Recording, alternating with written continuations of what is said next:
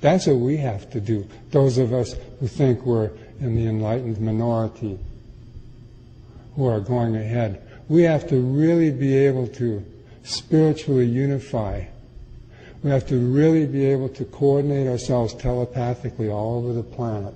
And we really have to have some type of goal that says we can do something that's the equivalent of the spiritual atomic bomb.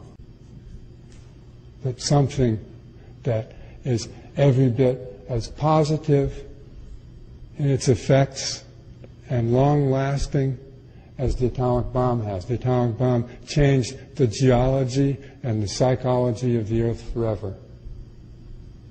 So to change that, you need something even greater. But it has to be positive. Because if it was greater, more negative, that would be the end. So we need something even greater than that, that's positive. Okay.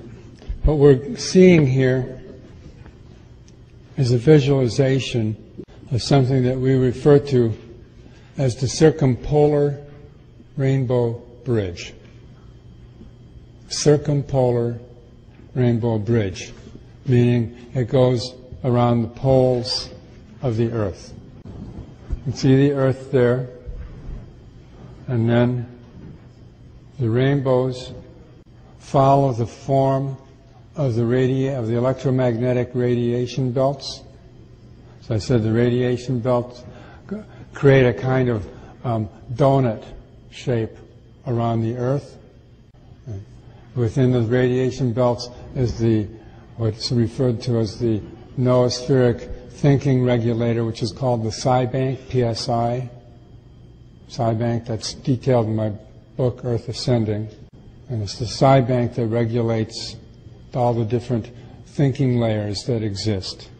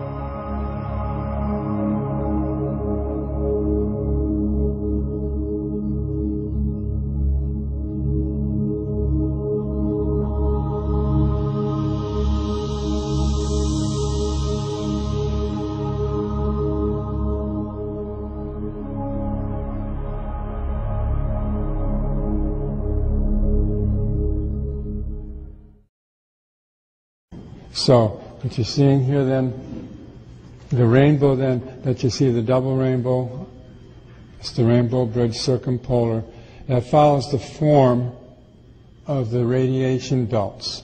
In other words, where the violet is on the inside, that would be toward the lower radiation belt, where the heavier protons are, and then on the red end up here, that's the outer radiation belt where the lighter electrons are. Okay? And then those belts go into, and the rainbow then would be like the field, the noospheric field between the two radiation belts. We know also, for instance, that since the supernova 1987A, that supercharged our local star, the Sun.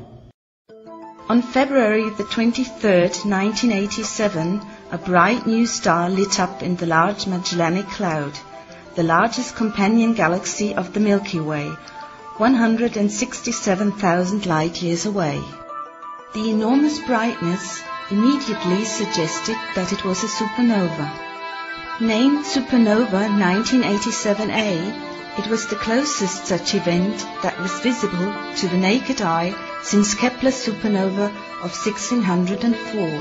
So we know the solar flares and the sunspot cycles were as intense as in this last 23-year cycle as they have ever been. Now, it's interesting, the 23-year cycle began in 1989. Its first 11.5 years peaked toward the end of 2000, early 2001, and then the whole 23-year cycle peaks in 2012. We know that the first half of the cycle we saw phenomena that we hadn't seen before, including an increase of plasma, that's ionized electrons, in the atmosphere, which create many different spectacular rainbow effects in the clouds and in the atmosphere. A lot of you have seen these. Sometimes people call them sundogs. And there's a great increase of these, particularly in 1999, 2000, and 2001. We'll see a huge increase of these in 2011 and 2012. In 1999, I worked with a group of people in Picarquín in Chile for 7 weeks. We had about 144 people down there, and we were all following the new time and worked in groups according to the harmonics of the new time. And we worked on an experiment, and our experiment was to see if the different groups could coordinate and on certain days see if they could create rainbow effects in the sky. Well, we did the final experiment on this towards the end of the 7 weeks. We had really spectacular effects. The skies were just filled with rainbows.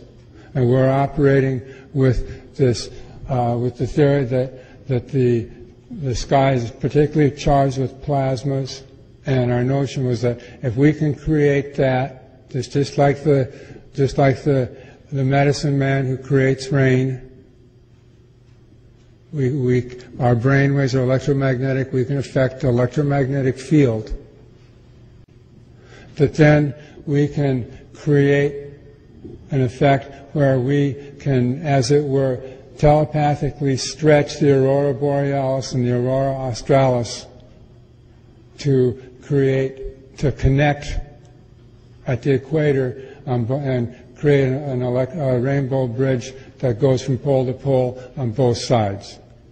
In 2000, just before the data time on July 25th, a crop circle appeared, which basically was the image of the Earth's electromagnetic field with the Earth in it. And it was exactly the theory that we were working on, and we felt that we received a very strong signal that when we get to 2012, we can maximize this and create this effect, the circumpolar rainbow bridge around the Earth. There are many prophecies about the rainbow bridge in the Norse prophecies of Odin. You have the Bifrost Bridge, which is often depicted as a rainbow bridge. Many Native American traditions speak in the prophecies of the rainbow bridge. When the rainbow bridge appears, that the star people and the ancestors